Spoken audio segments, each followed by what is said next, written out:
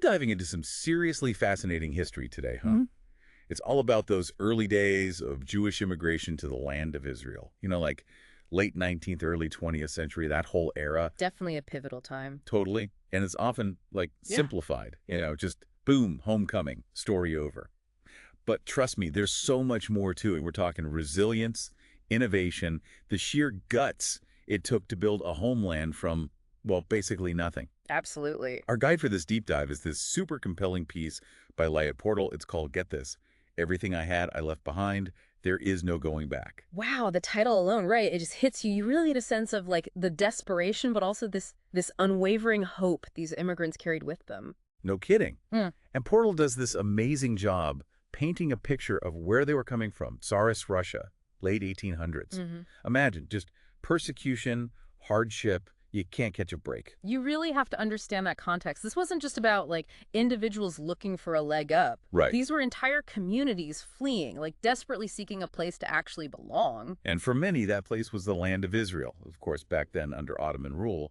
But as Portal describes it, getting to this promised land, it wasn't all sunshine and roses. Not even close. Imagine, often they arrive with almost nothing. Literally. Just the clothes on their backs, and they're landing in a place that's already got all these different communities, ways of life.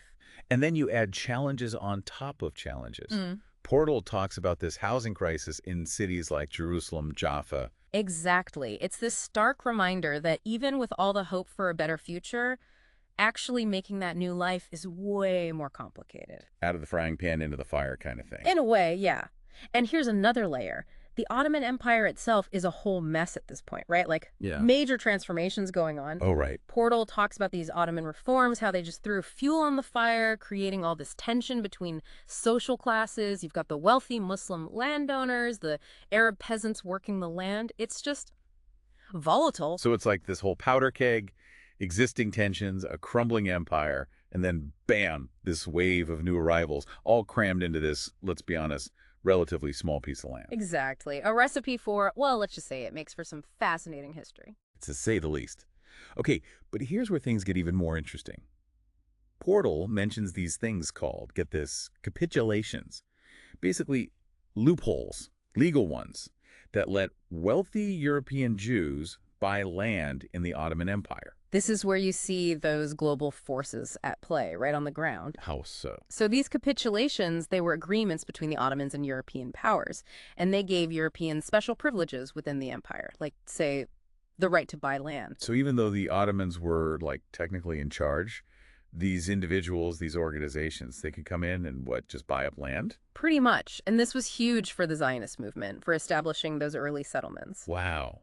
So these little legal details end up having massive consequences. It makes you wonder, what if they hadn't existed? Right. It just shows you history is unpredictable. Little things can snowball. It's not just the big names and dates from the textbooks. Exactly. It's all connected. And as we get deeper into these settlements, you'll see even more of those connections. So we've got this whole wave of immigrants, right, arriving in a new land, a land full of challenges, obviously, but also all this potential, and driving them this crazy mix of hope and just like sheer determination. And that's where the moshavot comes in. Seriously, a remarkable chapter in this whole story. Okay, so level with me here. For those of us who, haven't exactly been cramming on early Zionist history, what exactly is a moshavot? Basically, it was a whole new model for rural settlement, totally different from those traditional villages that already existed in Palestine. I see. The article, it talks about how these moshavot, that's the plural, by the way, how they were all about self-sufficiency, like agricultural innovation,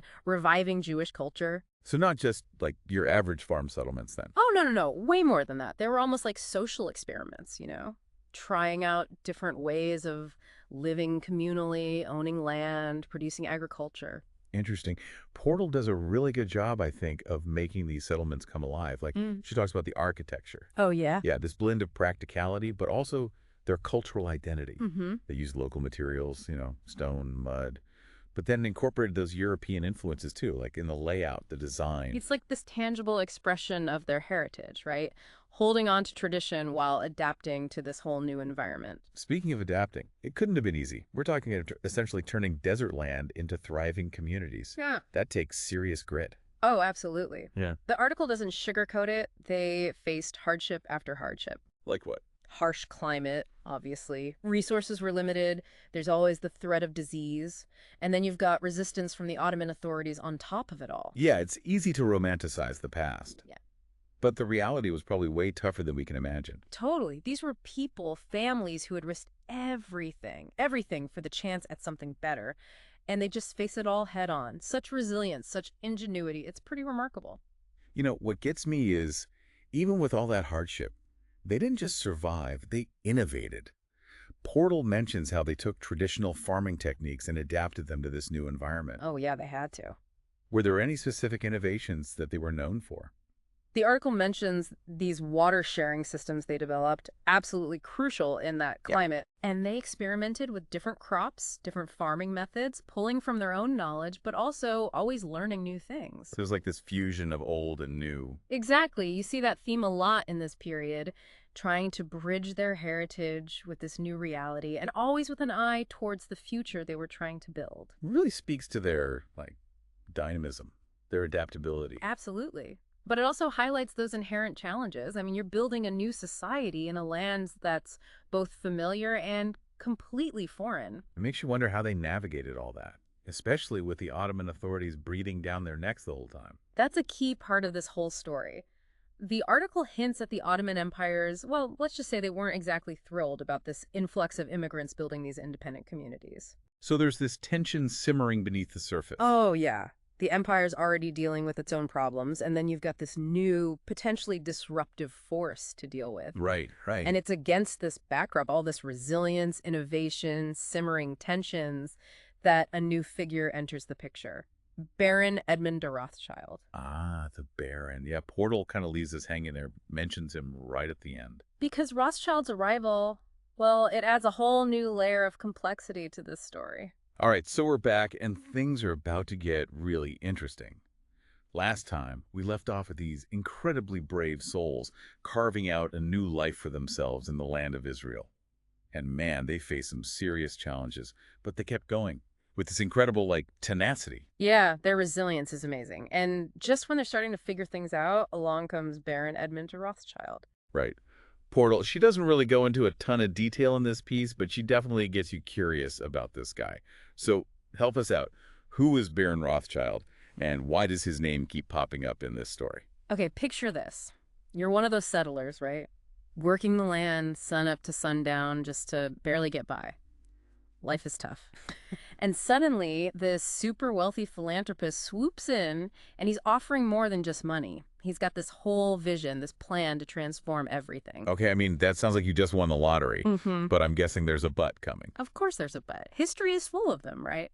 Rothschild, yeah, he was incredibly generous, but his involvement, well, it wasn't always simple. He had very strong opinions about how these settlements should be run. Oh, so it wasn't as hands-off as it seemed. Not really. See, Rothschild, he favored this large-scale European-style approach to agriculture. Big, sprawling farms.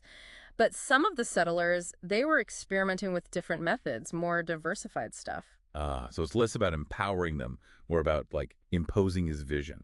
It's a bit more nuanced than that. Remember, these settlements, they were really up against it, just trying to survive. Rothschild's money, it meant stability, resources, access to markets, all things they desperately needed. Okay, I see the dilemma. It's like, you accept the help, but then you risk losing some of your independence. But if you go it alone, you might just lose everything. Exactly. It's a classic trade-off, and it's one that honestly pops up again and again throughout history. How do you balance needing help from outside with that desire to control your own destiny? Even today, it's something countries are wrestling with. It makes you think about what it really means to build a nation, It's not just about the physical stuff, the buildings, the field. It's about those relationships, about making tough choices, figuring out who you are in the process. Couldn't have said it better myself. And when it comes to these early settlements, there's no doubt Rothschild's involvement, it left a mark. Socially, economically, even just looking at the physical landscape, you can see his influence. It's like this microcosm of what any group striving for independence has to go through. The push and pull between what you dream of internally and then those external forces that are always at play. Exactly. And it just highlights that history is never black and white, never a straight line. It's messy, it's complicated. Full of surprises, dead ends, and those moments of just pure human resilience that somehow shine through. And on that note, we're going to leave you, dear listener, with one final thought. Portal's article, it gives us this amazing glimpse into a crucial moment in history. But like so much of history, it raises more questions than it answers. Oh, absolutely. Like, how did these early settlements, shaped by both their own hard work and this outside influence, how did they change over time? How did they survive, let alone thrive, in such a complex, often volatile region? Those are definitely questions for another deep dive. But for now, we hope you've come away with a deeper understanding of the people behind the history we're talking about, the dreams they held on to, the challenges they faced, and that incredible spirit that allowed them to not just build a nation, but to lay the foundation for something truly